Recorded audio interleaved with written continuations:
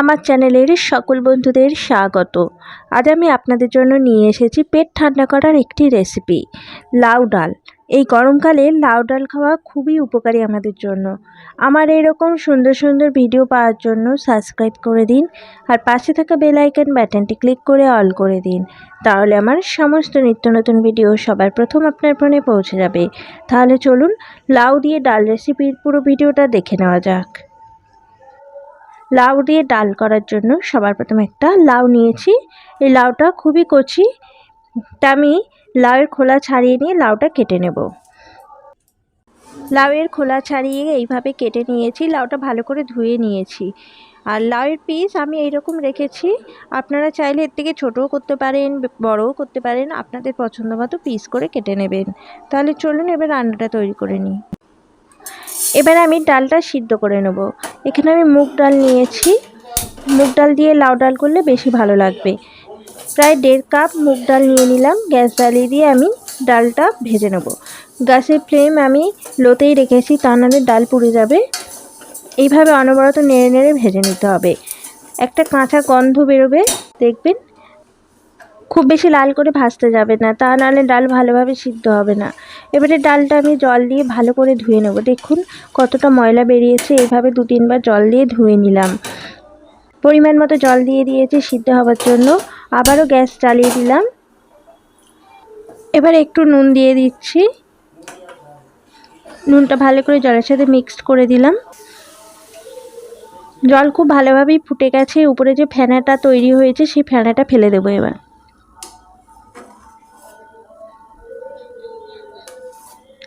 সমস্ত ফেনা ফেলে দিলাম। এবার গ্যাসের ফ্লেম মিডিয়াম করে দিয়ে ডাল সিদ্ধ করে নিচ্ছি খুব ভালো করে। খুব ভালোভাবে ডাল সিদ্ধ হয়ে গেছে। এবারে একটুখানি ঘেটে দিলাম।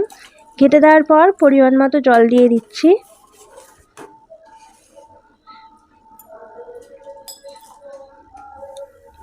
গ্যাসের ফ্লেম হাই করে দিলাম। এবারে যে লাউ কেটে রেখেছিলাম সেই সমস্ত লাউ এখানে দিয়ে দিচ্ছি। লাউগুলো ডালের মধ্যে দিয়ে ভালোভাবে সিদ্ধ করে নিতে হবে। ওই জন্য বেশ কিছুটা পরিমাণেই জল দিয়ে দিয়েছি। ফুটে গেছে। এবারে গ্যাসের ফ্লেম মিডিয়াম করে দিয়ে লাউগুলো খুব ভালোভাবে সিদ্ধ করে নিচ্ছি। এইভাবে মাঝে মাঝে উল্টে পাল্টে দিতে হবে, যাতে লাউয়ের সব দিকটা ভালোভাবে সিদ্ধ হয়ে যায়। লাউ প্রায় সিদ্ধ হয়ে এসেছে। আমি একটু দেখছি কেটে। লাউ প্রায় সিদ্ধ হয়ে গেছে। এবারে গ্যাসের ফ্লেম হাই করে দিয়ে একটু ফুটিয়ে নেব। ডালটা এবার নামিয়ে নিচ্ছি। এবারে কড়া বসিয়ে দিলাম। সর্ষের তেল দিয়ে দিচ্ছি। আপনারা সাদা তেল দিয়ে এই রান্নাটা তৈরি করে নিতে পারেন। আমি এখানে সর্ষের তেল দিলাম। সর্ষের তেল দিলে বেশি ভালো লাগবে।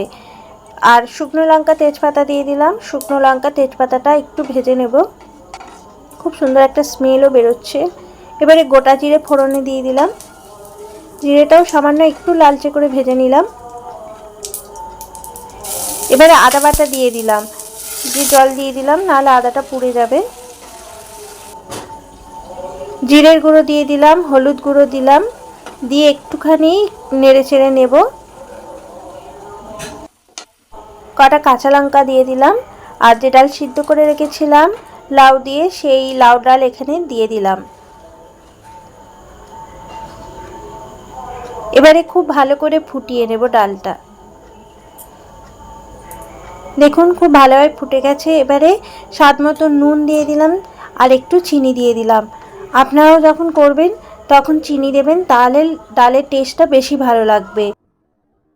আমার একদম রেডি হয়ে গেছে লাউ ডালের এই রেসিপিটা। এই প্রচণ্ড গরম এই লাউ ডাল খেলে পেট ঠান্ডা তো করবেই, আর খেতেও ভালো লাগবে।